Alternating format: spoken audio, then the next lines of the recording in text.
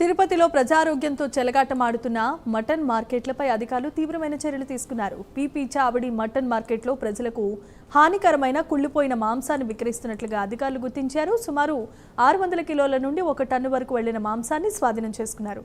ఈ మాంసాన్ని చెన్నై, బెంగళూరు, హైదరాబాద్ వంటి నగరాల నుండి అక్రమంగా రవాణా చేస్తున్నట్లుగా అనుమానిస్తున్నారు.